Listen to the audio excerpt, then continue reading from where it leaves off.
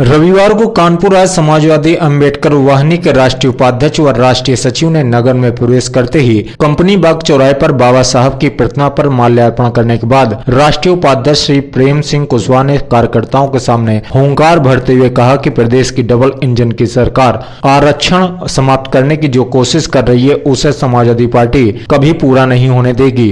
जरूरत पड़ी तो लोहिया के भक्त सरकार के खिलाफ सड़कों पर उतरकर आंदोलन करेंगे। अब प्रदेश में सपा की सरकार लगभग बन चुकी है, सिर्फ घोषणा होना बाकी है। कंपनी बाग चौराहे स्थित बाबा साहब की प्रतिमा में माल्यार्पण कर उनका काफिला जहां जहां से निकला, जगह जगह कार्यकर्ताओं के हुजूम ने प्रेम सिंह कुशवाहा का फूल मालाओं से भव्य स्वागत किया। उनका काफिला कंपनी बाग चौराहे से प्रारंभ होकर चुन्नीगंज, अंबेडकर प्रतिमा, काकादेव नमक फैक्ट्री चौराहा, पनकी, अरमापुर, नाहरिया, रतनपुर कॉलोनी, टिकरा, बागपुर, वेरी, सेवई, सिवली, गहिरा, पहाड़ीपुर होते हुए रसूलाबाद के लिए रवाना हुआ।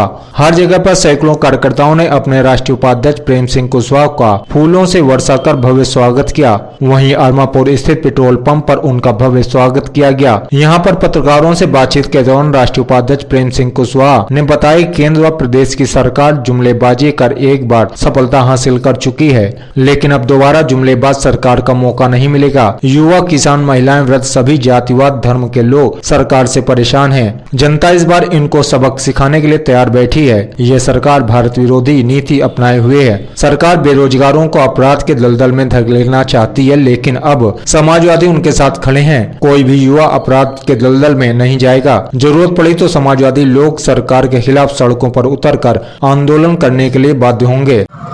राष्ट्रीय अध्यक्ष समाजवादी बाबा साहब अंबेडकर वाहिनी ने हम दोनों लोगों को, मुझको राष्ट्रीय उपाध्यक्ष तथा भाई अशोक कुमार वाल्मीकि जी को राष्ट्रीय सचिव मनोनीत किया है।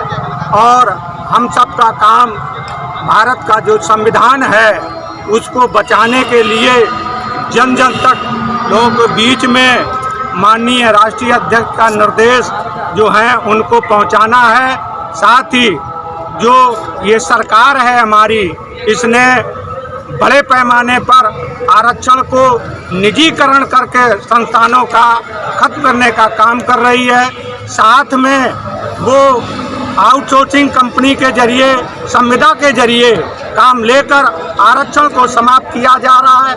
यही नहीं, इस 324 ओबीसी के जो क्वालिफाई थे यूपीएससी परीक्षा, उनको नियुक्ति न करके इन्होंने 41 ऐसे लोगों को नियुक्त की है जिन्होंने आईएएस परीक्षा भी पास नहीं की है और उनकी इनकम करोड़ों में है।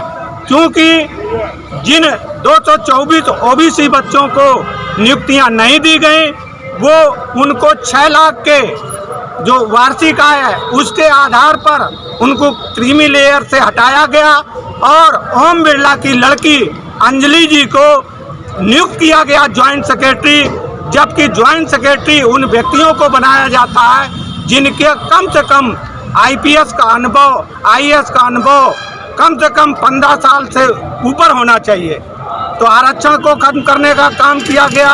और आवारा जानवर हैं जो बड़े पैमाने पर किसानों का नुकसान कर रहे हैं। साथियों, देश का प्रधानमंत्री मोदी उसने आतंकवादियों के सामने घुटने टेक दिए हैं, क्योंकि जो हमारे 378 दिन आंदोलन चला किसानों का, साथियों, उसको कहा गया था ये आतंकवादी हैं, ये टुकड़े टुकड़े गैंग हैं। साथियों, अगर ये टुकड़े टुकड़े गैंग थे और ये आतंकवादी थे तो आपने किसानों का बिल क्यों वापस लिया? अर्थात इस देश का प्रधानमंत्री बहुत ही गलत है।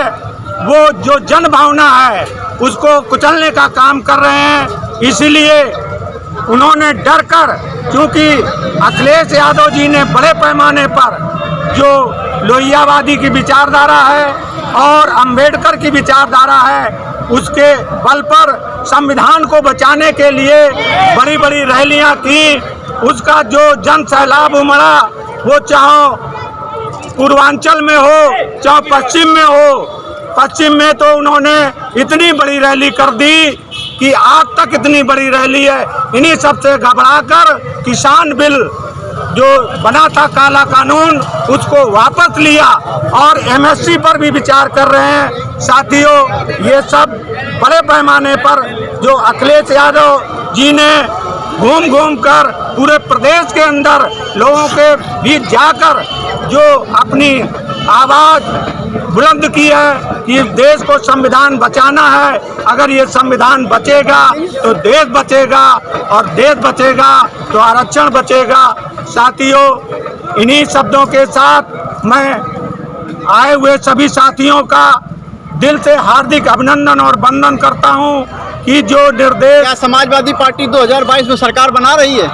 वो सरकार बना चुकी है, लेकिन जीत का अंतर कितना होगा ये हम सबको लोगों के बीच में जाकर काम करते रहना है और ये जीत को अंतर को बड़े पैमाने पर बढ़ाना है।